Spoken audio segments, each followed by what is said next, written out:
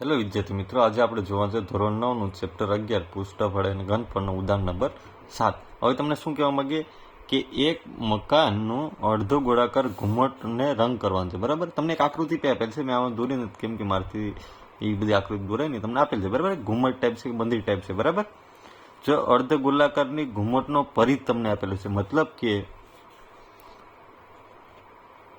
ઘુમ્મટનો પરિઘ તમને કેટલો આપેલ છે? 17.6 મીટર આપેલ છે. હોય તો તેને 100 મીટર સ્ક્વેરના 5 રૂપિયા લેખે રંગ કરવાનો ખર્ચ શોધવાનો છે. તો આપણે રંગ કરવો હોય ઉપરના ઘુમ્મટ, તો આપણે વક્ર સપાટી શોધવી પડે. વક્ર સપાટીનું સૂત્રફળ આપણે સૂત્રફળનું સૂત્ર શું છે? 2πr². તો આપણે ત્રિજ્યા શોધવી પડે ને પહેલાં. તો ત્રિજ્યા શોધવી હોય તો આપણે પરિઘનું સૂત્ર ખબર છે કે ભાઈ 2πr બરાબર, વર્તુળનો જ પરિઘ. તો શું મળે? 17.6. તો આર શું મળશે આપણે?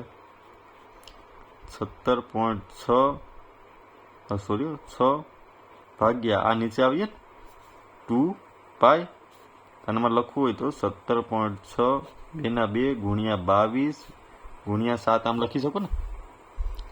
હા કે ના? તો હવે આને મારે લખવું હોય તો હું ભાગાકાર શું હાલ છે? તો કે ભાઈ હું આને આમ લખી શકું ને, 176 ભાગ્યા 10 ગુણ્યા 2 ગુણ્યા 22 ગુણ્યા 7. હા કે ના? હવે 22 8 176 થાય. હા કે ના? 4 દુ 8 થાય, 7 4 28 થશે ને, 28 ભાગ્યા 10. તો તમને આર શું મળશે? 2.8 મળશે. કેમાં મળશે? મીટરમાં મળશે. આર મળી ગયા. આર ઉપરથી આપણે વક્ર સપાટી શોધી શકીએ. તો ઘુમ્મટની વક્ર સપાટીનું ક્ષેત્રફળ બરાબર તમને ખબર છે કે 2πr² છે. 2 ના 2 22 ભાગ્યા 7. આર કેટલા મેળા?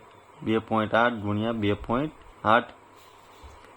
હવે 7 4 28 થાય ને, તો 0.4 લખી શકો ને? હા કે ના? તો 22 દુ 44 થાય. રેડી?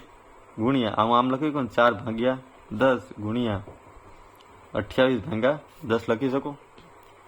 હવે આનો ગુણાકાર કરીએ તો ભાઈ 44 ગુણ્યા 4 કરીએ આપણે, તો 4 દુ 8 4 તેરી 12 સોકું 16 સોકું 16 ને 17.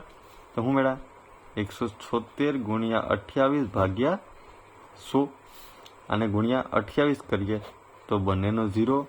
6 દુ 12 વિધા પડી 1, 7 દુ 14 ને 1 15 વિધા પડી 1, 2 1 2 ને 1 3.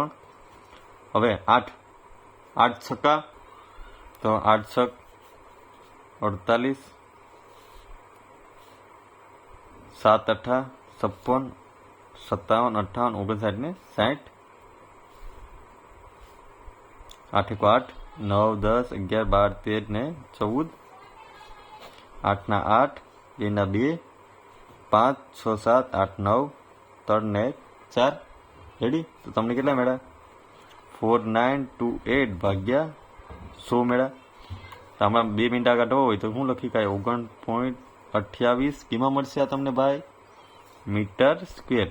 આ તમને વક્ર સપાટી મળી. હવે તમને શું કહી ગયેલ છે? તો કે ભાઈ 100 સેમી સ્ક્વેરને રંગ કરવાનો ખર્ચ છે 5 રૂપિયા. રેડી? હવે જો આપણા મીટરમાં છે, તારે મારે મીટરમાં ફેરવું હોય તો હું લખી શકું ને કે ભાઈ 1 મીટર સ્ક્વેર બરાબર આ કેટલા થઈ જશે? 500 રૂપિયા થઈ જશે ને? તો અહીં જો ભાગાકારમાં 100 કરવા પડે તો અહીં હું ગુણાકારમાં કરવા પડે ને. તો 1 મીટર સ્ક્વેર બરાબર 500 રૂપિયા. તો આપણે કેટલા છે મીટર? 49.28 મીટર સ્ક્વેરે કેટલા રૂપિયા થાય? હા કે ના? આનો ગુણાકાર કરું તો 500 ગુણ્યા આનો આમ લખી શકો ને, ભાગ્યા 100 લખી શકાય ને. આ 0 કેન્સલ થઈ જાય. મેડમ હું 5 ગુણ્યા 4928. હવે હું મારે આનો ગુણાકાર કરવો હોય તો આપણે અહીં ગુણાકાર કરીએ કે 4 9 2 8 ગુણ્યા 5. 8 5 કેટલા થાય ભાઈ? 40, 5 દુ 10, 10 ને 4 14, 9 5 45 ને 1 46, 5 4 20, 21 22 23 24. તો તમને જવાબ શું મળે? 24,640 રૂપિયા. રેડી? મળી ગયો? આ ખર્ચ મળી ગયો આપણે કે ભાઈ 24,740 રૂપિયાનો ખર્ચ થાય. જો વિડીયો પસંદ આવ્યો હોય તો લાઇક એન્ડ સબસ્ક્રાઈબ કરતા ભૂલતા નહીં. Thank you.